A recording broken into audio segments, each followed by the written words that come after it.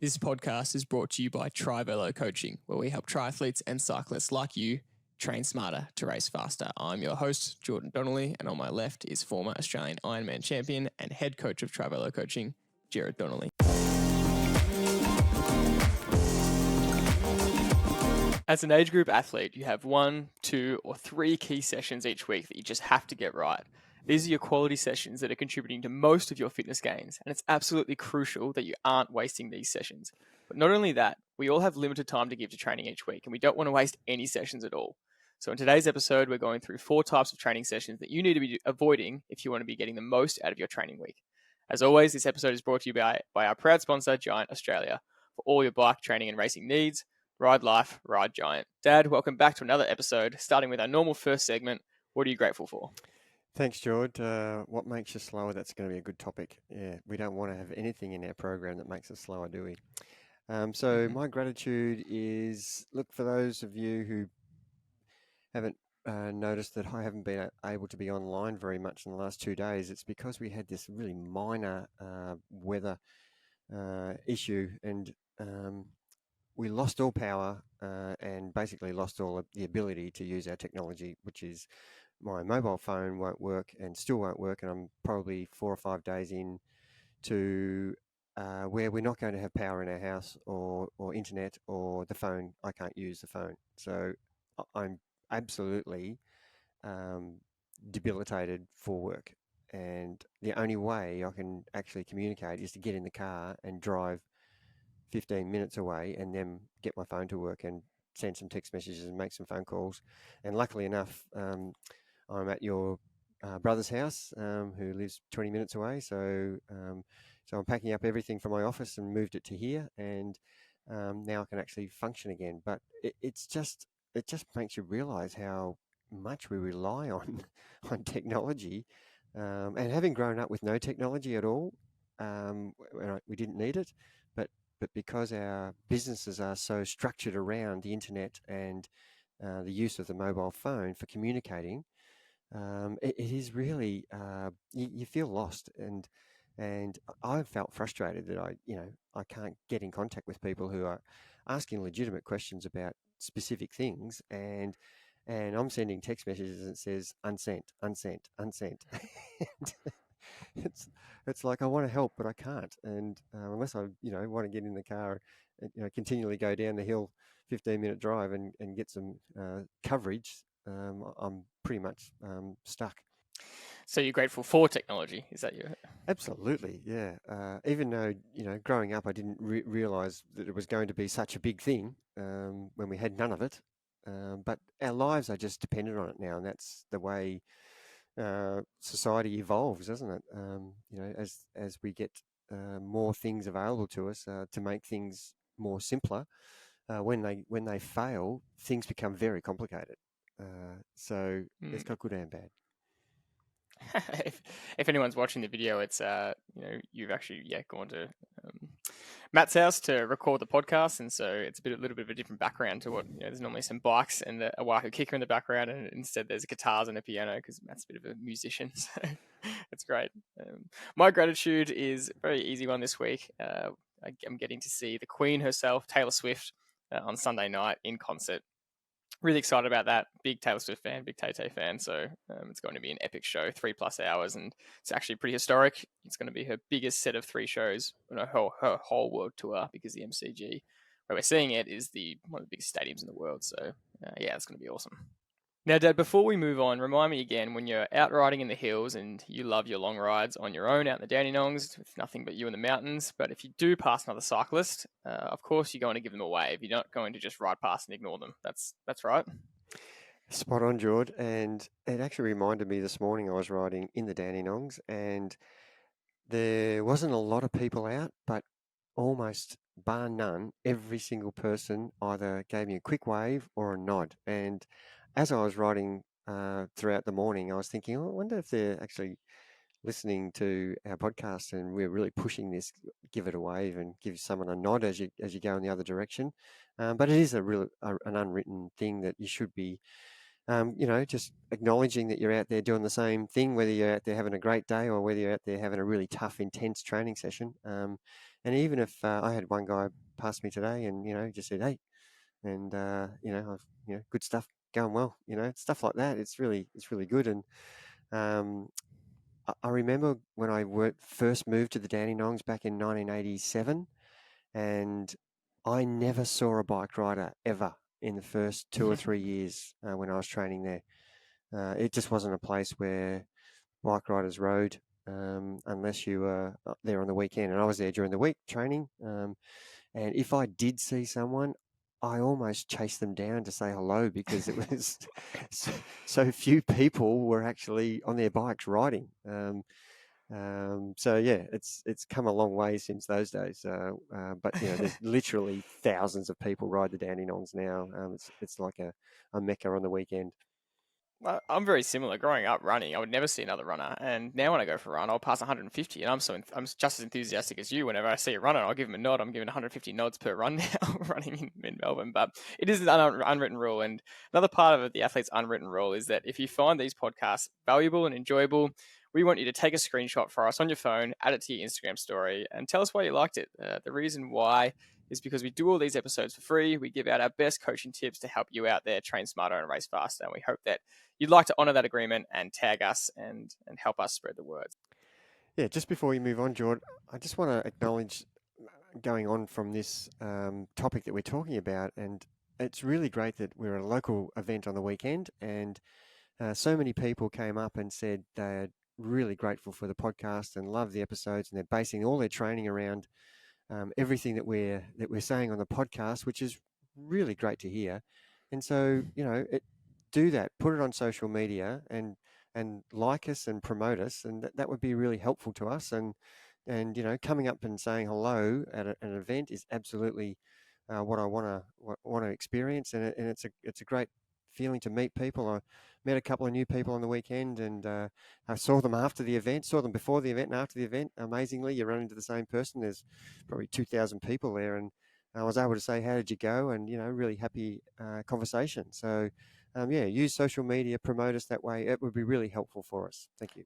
Yeah, so true. Yeah, so and hopefully they listen to this episode, and figure out what training sessions to avoid. They've been getting a lot of what training sessions do and what training sessions to avoid. So before we get into that, just a couple of notes of what's caught our attention around the globe, and some really really sad news. This was honestly devastating and shocking. As soon as it popped up, I checked if it was April Fools, to be honest, because it's just so heartbreaking to see. And marathon world record holder Kelvin Kiptum and his coach died last week in a car crash, and just an incredibly sad story. No way around it. You just feel so much for both their families and the Kenyan athletic community.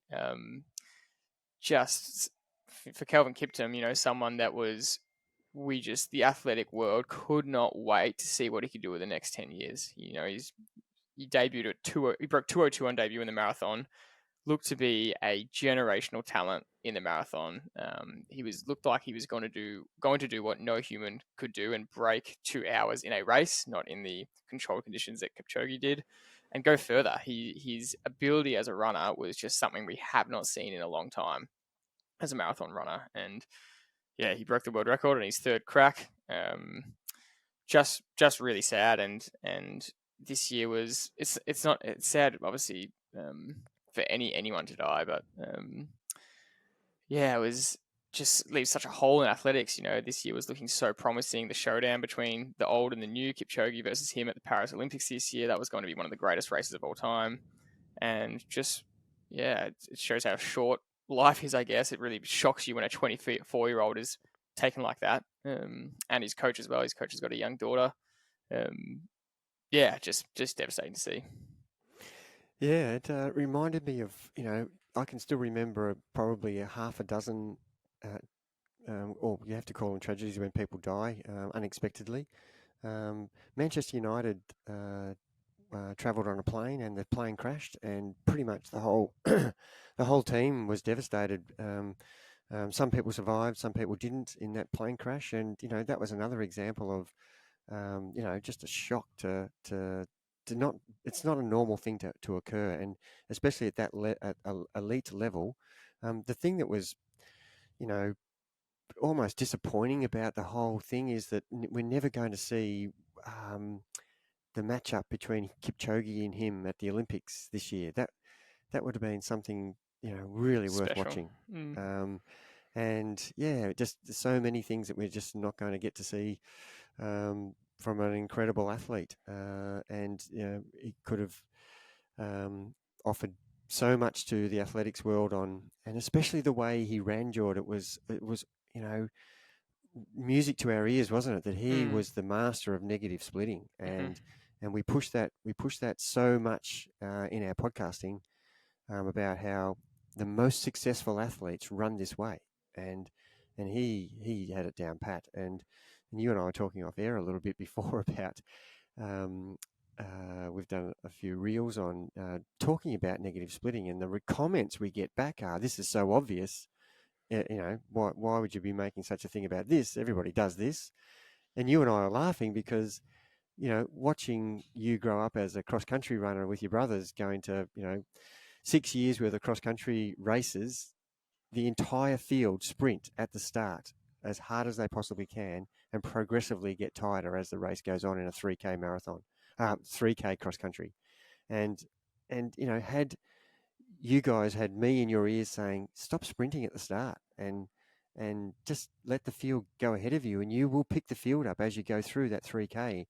And you guys were the few guys doing that method of running, and it was, you got more out of it. You got more success because you were running it the right way rather than, and you loved doing it because it was fun passing people who'd blown up. And I think, they're really good examples of how he was really making that one of his his kit bag things that he does so well. Yeah, it's funny, that high school example, because one of the comments on the video that we put up was, he was kind of trying to slam us and say, this is so basic. This is basic coaching. This is taught to all high school athletes. Like, this isn't anything revolutionary. And I just said that proves my exact point, that it's supposed to be taught in high schools, yet every single high school cross country race ever is a 1 kilometer sprint at the start, a 300-meter sprint into a, like, try and run a 7K or 8K cross country race after you put yourself under that much lactic fatigue in the first 300 meters. It's just hilarious, and it actually proves that point even more. But yeah, you're right. That is the part of the legacy that he's left at such a young age. And you mentioned then that the most successful athlete's negative split, and I want to clarify that term, because it's not necessarily just about the fact that more successful athletes negative split, because Kipchoge is someone that doesn't negative split. He tends to run a bit slower and fade a little bit. He likes to go out hard, but it's more about the feeling of the way you run, and we can guarantee that you could potentially maybe only run a little bit quicker negative splitting, but it's how you're finishing which makes a world of difference. And if you're lucky by going out hard and hanging on, you will hang on, but it's really painful. But if you do it the other way, it's just such a more positive experience, and that's what makes it more successful. So yeah, to finish with a bit of his legacy, it's two things. It's the way he would run, and it's the large volume of training that he was recording, which was just astounding to the world. He was logging regular 220 to 240 plus kilometer weeks. His volume was just insane, and a lot of people were asking, was that sustainable? But it was working for him. He was doing 40-kilometer split runs on Monday, Wednesday, and Friday. It was 28K in the morning, 12K at night, and then his Tuesday, Thursday, Saturdays were fartlek in the morning, high intensity hour sessions with a PM easy jog, 12 kilometers in the afternoon, and then Sunday or sometimes Thursday as well, he was doing marathon race pace sessions of 30 to 40 kilometers, just absolute monster weeks. And that's what was making him such an efficient and good runner. And he didn't look like he was going to break down any soon. So, yeah, very sad to see, feeling for his families. But, yeah, I don't know what else to say about it. It's a bit of a tragedy. Yeah, I think you've summed it up really well. An incredible athlete who's taken too soon. Yeah. On the opposite side of the spectrum, the Superbowl was last weekend, and we were just talking about the traits of successful athletes last week. And it was just a great show of kind of that mindset stuff we're talking about. You don't have to like NFL at all to see that, some athletes take their moments, and you can take such inspiration from that as an age grouper to go that when it's your grand final, when it's your Super Bowl, it's time to take your moment. Yeah, I know you guys, you and your brother Liam, absolutely love the NFL football, and you're in a tipping competition, so you're pretty well across it. And I've tried to get myself to understand the game and its nuances, and but you can't take away champions at their craft. And to see Patrick Mahone do his thing at the end of that game with the whole pretty much, world watching it on telly, and to be calm and cool when it counted in the last 10 seconds. There were so many things that could go wrong in that, and they could lose the actual match instead of trying to go extra overtime. They actually wanted to win it. That's what makes people step up or improve, is taking your moment and first of all you have to identify it, don't you?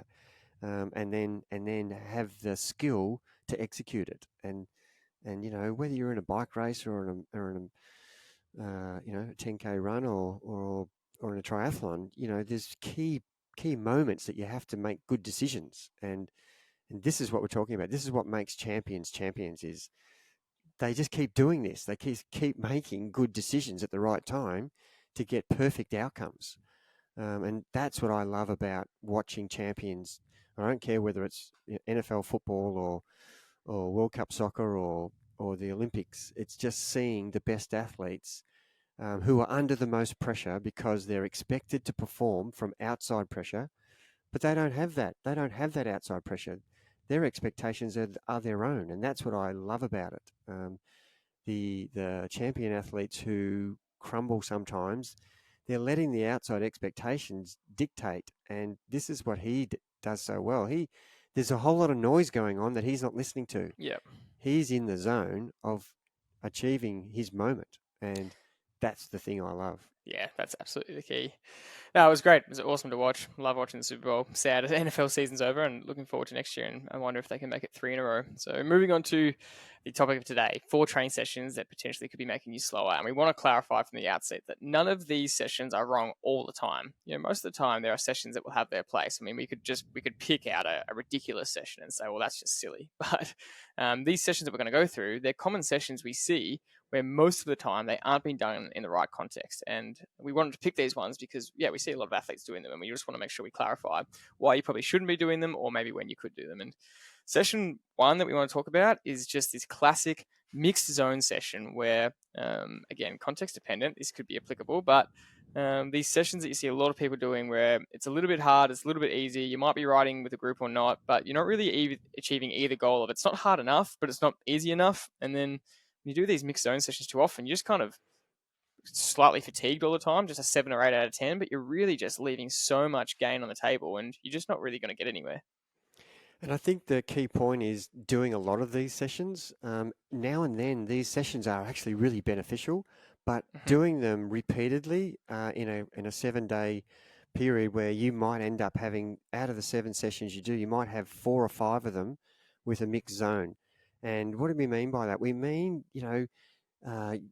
you are actually not specifically knowing what you're going to do today. It's you meeting your mates or going out by yourself and saying, oh yeah, I'm feeling like this now. I'm not feeling too good. I'll just keep it easy. And then all of a sudden your legs start to feel good. And then the next thing you know, you're riding this next hill really hard. And then you're thinking, oh, actually I'm feeling really good now. And you start riding the rest of the ride really solidly. And what's wrong with that? Well, there's nothing wrong with that if that's actually the goal of the session for that day. That's perfect, brilliant. Give that a tick. But if that's what you did yesterday and the same thing happened, started slow, didn't feel so good, probably because you did it the day before as well, then this mixed zone style of training will the fatigue will gradually creep up on you. It won't happen in 3 or 4 days. It could actually happen in 3 or 4 weeks, where it just slowly you get tighter and tighter. And that little hill that you were feeling so good about 2 weeks ago, when you could whip over it, now you still think, oh, I'm good at this hill. I'll get out of the seat and I'll push over this hill. You could be 5 or 10 or 15% lower than you were 2 weeks ago, but you think you're riding the same. And if you're using a power meter, you'd see straight away that you're actually not. And this is the session that we're saying that doing too much of this is going to actually just get you tighter. It's not actually going to get you any gains in fitness and not allowing you to improve if you do it repeatedly. And it's a bit of zone 1, a bit of zone 2, a big chunk in zone 3 where you're riding really hard, but not a lot in zone 5 or 6. But there are sections in zone 5 and 6 where, you're having a bit of a crack here and there on a little punchy hill, and then, hardly any in zone 4, but it's all over the shop, and you get to the end of the ride going very satisfied with that. I had some hard bits and I had some easier bits, and I feel like I'm improving, and that is probably all true. But doing it day after day, that one mixed zone session should be left for one session.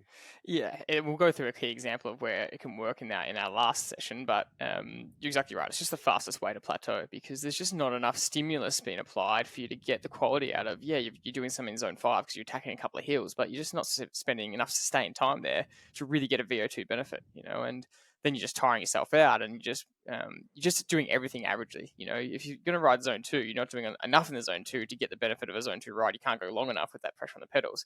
You're doing that tempo of zone 3 and 4, but that's just kind of tiring you out without really doing it with quality, because you're probably a little bit too tired from a couple of VO2 max efforts. But again, there's not enough VO2 max work in there to get the VO2 max benefit. So it's just a whole lot of doing a lot of things not well, which is kind of why we want to avoid it. But there is an example of where we do mix sessions, and when we say mixed zone sessions, every session has a bit of mixed in it. Your warm up is going to be zone 1 or 2, and then you're going to do a little bit of tempo to get your body working. But when we talk about the goal of a zone of a session, we're talking about the main set. So if we're talking about a VO2 max session, again, of course, you're going to be in zones 1 to 4 in the warm up, but the main set is where you're really aiming to spend sustained time in zone 4.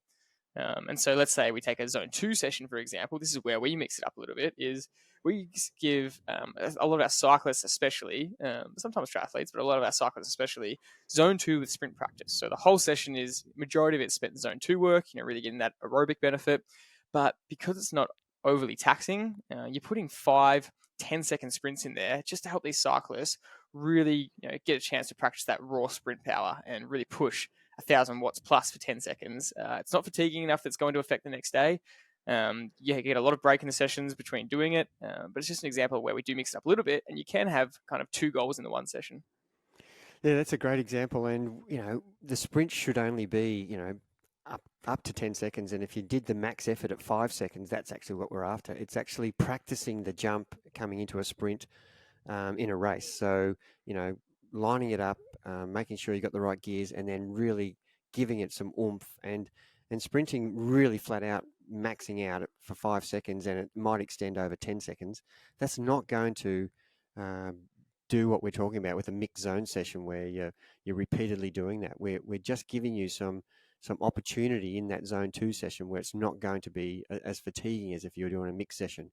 We do also have an actual mixed session, by the way, in our program, where I'm trying to get our riders, especially triathletes and time trialers, to really ride some sections in zone 3, and then a really extended period in their threshold, and then riding some VO2 to finish with, and that's one session we do, and we don't repeat that at all in a 7-day cycle. That's never repeated. That's only done once in a 7-day cycle, and it'll only be in a few blocks of training where we're really trying to get specific to what, as a cyclist, you might experience in a road race.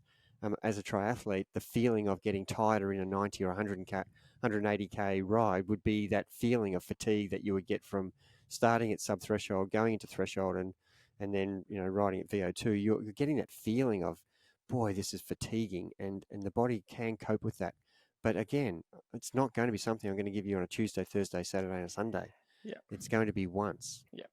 The next session to avoid is quite simply just running too fast, and that's quite interesting. But basically, triathlon's an endurance sport, and most triathletes don't need to run fast, and that includes speed sessions, that includes hill repeats, which, if you're a fan of this podcast, we love the hill repeat session, and long runs as well. And so we want to cover those 2 right now, why you basically just should be spending minimal time running too fast. And we'll start with the speed sessions, and this is one where we definitely don't want to copy the pros, because the pros do a lot of track work. They do a lot of speed work, and that's because they're running really fast across most distances. And even the Ironmans now, they're running 3:30 pace at the end in a marathon in the Ironman, which is insane. So of course they need to be doing the speed work. But it comes down to a couple of major factors why we want to avoid this. Yeah, and look, initially it's protecting our our runners from injury. That is the most important thing that we are trying to do. But we still need to have some intensity in our training, don't we? So how are we going to do that without getting our runners to run really fast 400 meters or 800 meters on the track when it's an endurance sport? So principally, we get that from our bike sessions. We're going to get our riders and our swimmers to get that high intensity where their cardiovascular system is working maximally on those hard bike and hard swim sessions, and really getting the benefit from that cardiovascular session, and they're not risking a breakdown from Achilles or a calf or a hamstring or whatever running injuries that most people have, shin splints or stress fractures. There's so many things that can happen if you do too many repeated high intensity sessions when your body is not used to absorbing that kind of load. And the majority of people who listen to the podcast aren't professional elite athletes, and therefore we're talking to people who maybe only have been running for a few years.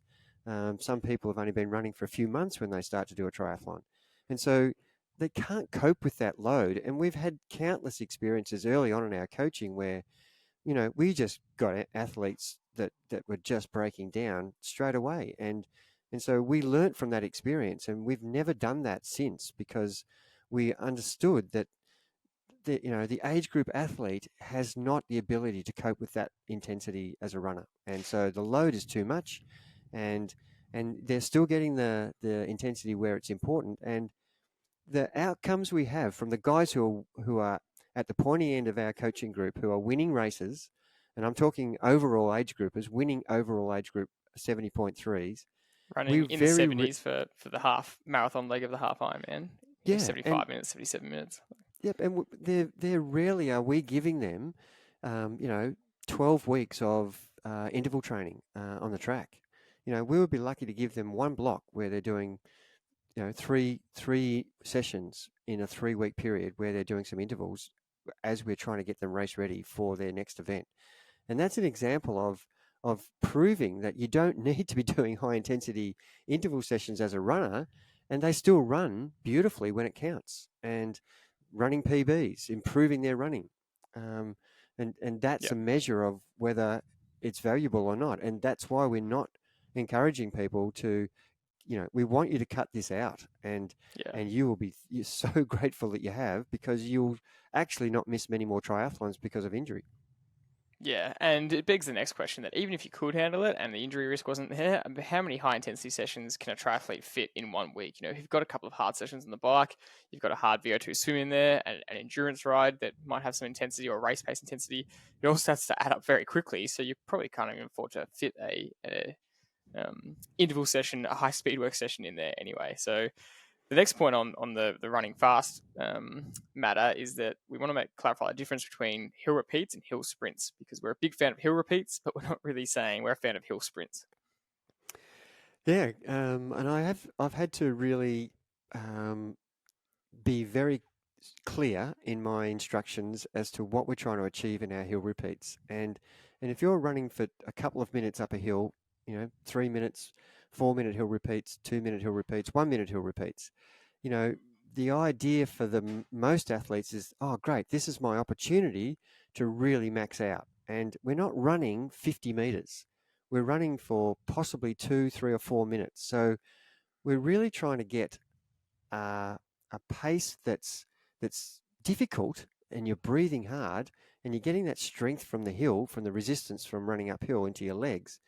But it's actually not risking you running fast, because you can't run fast up a hill, because you'll only last 30, 40, 50 seconds at most if you're trying to run it hard.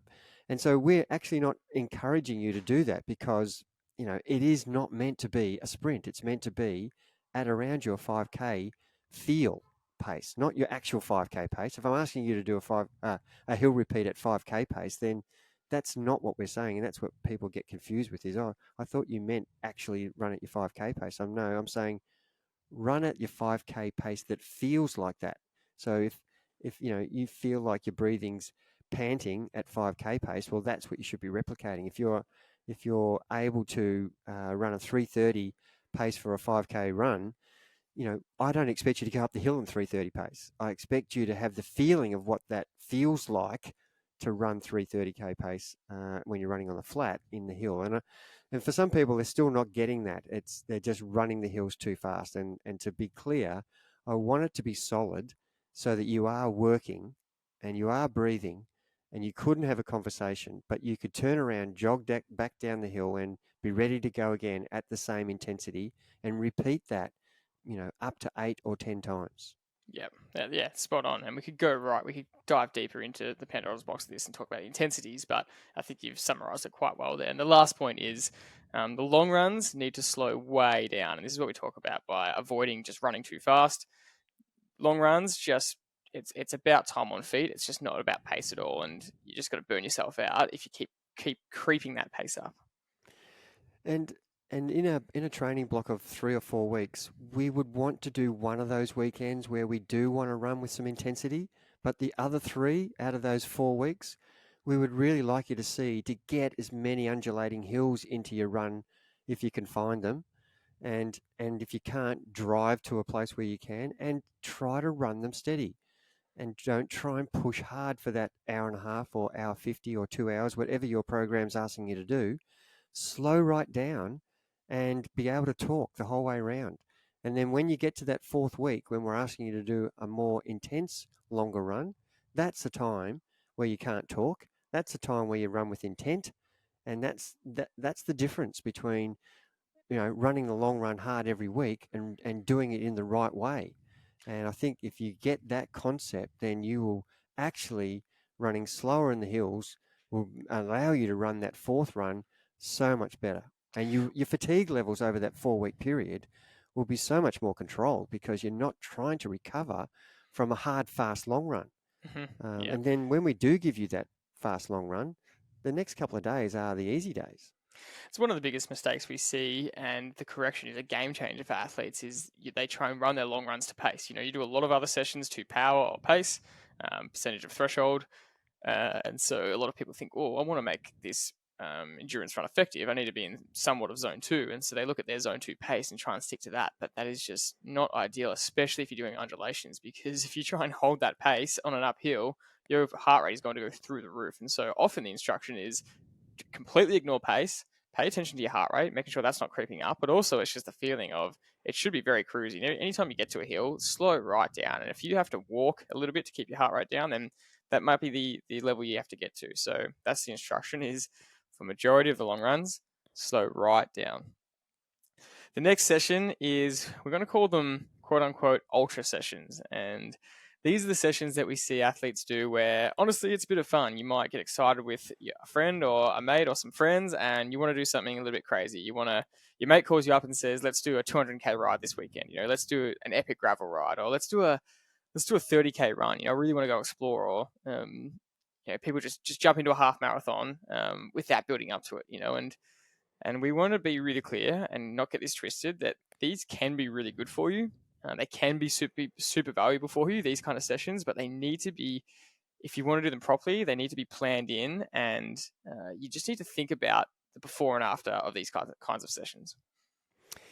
Yeah, I couldn't agree more. They are absolutely valuable to be challenging yourself with something that's overloading your fatigue. And there's I've just actually made a comment at the start of the week with someone and they've got a 300K ride coming up, and I've got in the coaching notes, we need to discuss this.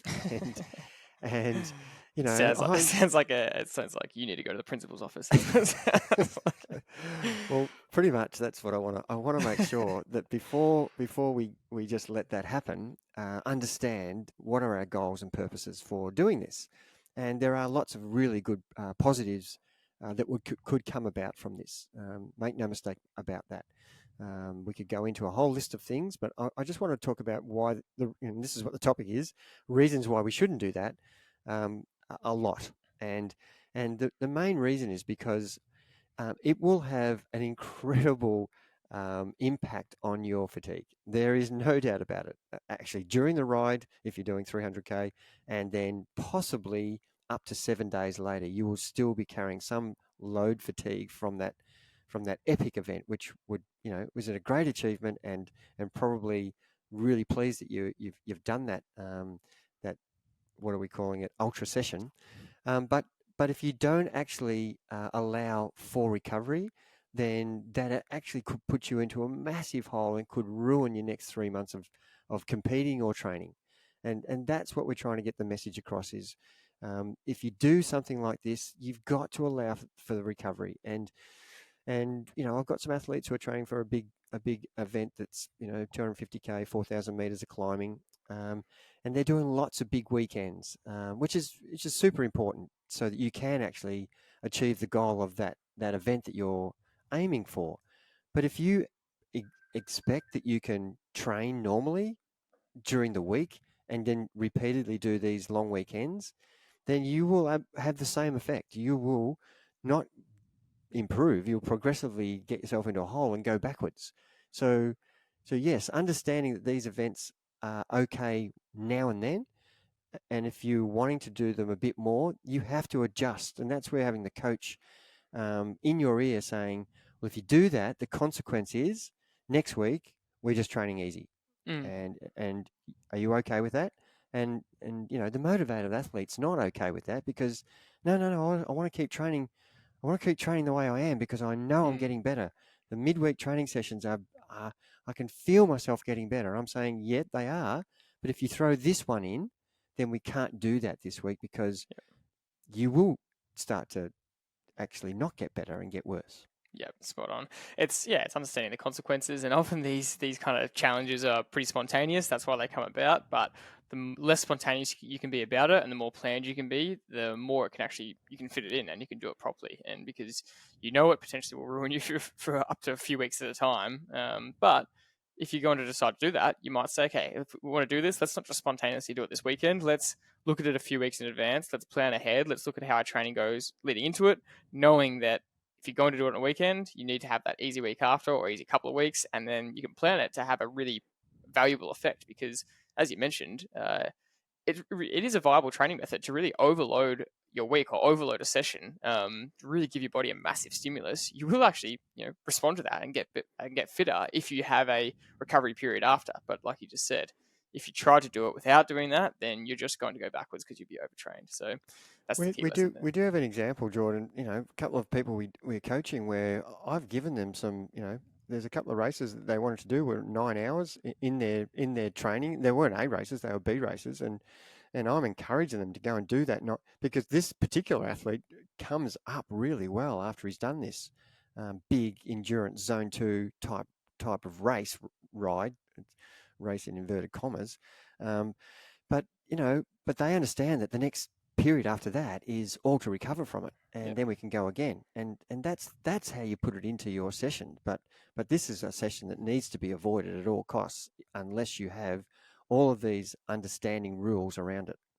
The last session that could be making you slower is any type of group session. And so we have spoken about this before, but we want to clarify, not all group sessions are bad, but it really depends on the context. And this was part of point 1 as well. But if we think about a bunch ride, riding with your friends, or a group run, if you turn up to run club or something and you want to run with friends, or even swim squad, why and when do we want to avoid these, and when can it be useful? Yeah, it's a controversial one. We want our athletes to be having fun in their training journey, and I think being with your mates, that epitomizes, you're doing the thing you love, whether it's running or riding or swimming or being a triathlete. They're the things you love doing, and why wouldn't you want to share that with the people who are just as into it as you are? So let's just get that out right from the outset. We are absolutely encouraging you to do group session, not sessions. Group session. So have that in your program. And we've had so many of our own athletes improve by getting them into a group session where we're using that unpredictableness. And that's what group sessions are, aren't they? They are random people all put together with different ability. And so you're going to get, like we said in point 1, you're going to get variations from zone 1 to zone 6. And that's what actually is valuable about it. And that's why you should be using the group session. And that's why you shouldn't be overusing the group session. That's what we're saying. Do not overuse this session, because you're going to end up with what we said in point 1, just repeating a mixture of zones. And that's why we only want it used once, because it's actually doing what we want. We want the unpredictableness of that. Some ego guy gets on the front and starts drilling it up a hill, and there's an opportunity for you to say, okay, I'll go with that, or you can say, no, I'll tap away and then get him on the next hill. And so you can have fun doing it that way. We had the experience when we went to the Tour Down Under a couple of weeks ago, where all these groups come from all over Australia, and there's groups of 10, 15, 20 guys all riding in bunches with all different abilities, and yet every day they had this group ride. And I'm sending out the warning bells before this starts, because I've been going to the Tour Down Under for probably 15 years and seen guys do this group training for 6 days, 7 days in a row, where they're doing between 100 and 200k a day, and the temperature's normally really hot, and they've got this intensity every day where they're doing zone 6, zone 1, zone 5, everything's thrown in every day, repeated. And the people who ride this with some smarts, who don't do that, but still ride with their group, but choose on some days to ride softer and not go with the attacks, and just meet them at the coffee shop, halfway around the day's adventures. They're the guys who come out of that week's training, where they've done group ride day after day after day with intensity. They come out and they can have a recovery period, and then they can resume their program. The guys who've pushed it flat out and maxed themselves out day after day for 6, 7 days, they're done for the next month. And I've coached those people, and I've said to them, you're just going to really suffer because of what you've just done for that 6-day period. And these are examples of what if you're going to do that, then the consequences are you need to do this next training this way. And we're not saying don't do this. We're just saying these are the consequences if you do it. And that example of the Tour Down Under group riding, most people are doing that all year. They're doing group rides 5 times a week, where they just repeated that same session of training. That's a reason why we wouldn't do it, because we value all aspects of our training. So if we're repeating the same session with a group 5 times a week, or 3 times a week, or even 2 times a week, that's 1 time too many, because we've got other sessions that are important to do, such as a specific VO2 set, a specific threshold set, a specific zone 2 set, where we don't want to have it mixed. We want to have it just zone 2 or just VO2. Whereas the group rides got everything in there every day, and it's not allowing you to actually get the overload that we're trying to do. It's actually giving you the same session of training day in, day out. And that's why the group session, in our opinion, gets such a bad rap. But it can be used effectively, just like every one of the 4 points that we've talked about can be used effectively in the right context. And that's setting a goal and intention for the session is still really important. If it's going to be this group session, if it's going to be a bunch ride where it's mixed intensity, like you've just described, the reason that it works so well in our group when we do those bunch rides is because what you talk about all the time with, there's nothing like competition. And when we're looking for unpredictable periods of intensity, you are going to be able to ride harder up a hill when you're racing 8 other people. When someone goes off the front and they attack, and you're going up this 4 or 5 minute climb or a 2-minute climb, and it's you're treating it like a competition. You're going to get so much value out of that in experience, in intensity, and it's much easier to get more out of yourself than by yourself. So that's a major benefit of it. But before the ride, before the run, or whatever it is, you want to set that intention and make sure that you're doing it deliberately and not just potentially making it up as you go. And it's this ability to say yes or no to things. So say no if it's not going to suit your purpose, and say yes, but make sure that you're doing what you need to do. And this is such a simple solution, but just ask. I definitely avoided training with people for a long time, and realized I was really missing training with people because I would just flat out say no. I just say, it's too hard. You're not doing the same program as me. I really am committed to this goal, and I don't want to change my training. Whereas when you just have a conversation, you say, well, okay, I've got to do this zone 2 run or ride this week. I've got to do this high intensity session. Would any of these work for you? And they say, oh, that day I could do an easy run as well. And so then you both are very clear on that that's an easy day. And so just those simple conversations can make a big difference.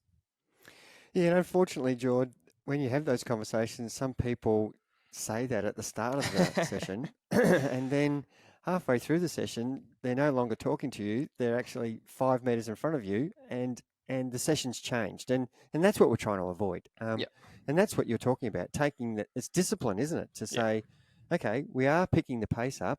I've got a choice here. Let my mate go and just ride where I want to ride. At least you've started the session together and you've had a bit of a chat. But, really, unless the session is deliberately trying to mix it up, then you need to stay with where you are and what the goal of the session is. Yeah, spot on. Well, that's been it for this episode. We hope you've enjoyed these sessions, and we hope that you avoid the ones we've just spoken about unless the context is right. That's the whole purpose and point of this episode. So thanks, as always, for listening. And if you want to know the right sessions to do, if you want to get coached by us, if we have a coaching guarantee that if you don't improve in the first 8 weeks, then the coaching is fully on us. You can just go to triathloncoaching.com.au to apply for a spot. Thanks, as always, for listening. We'll see you in the next one.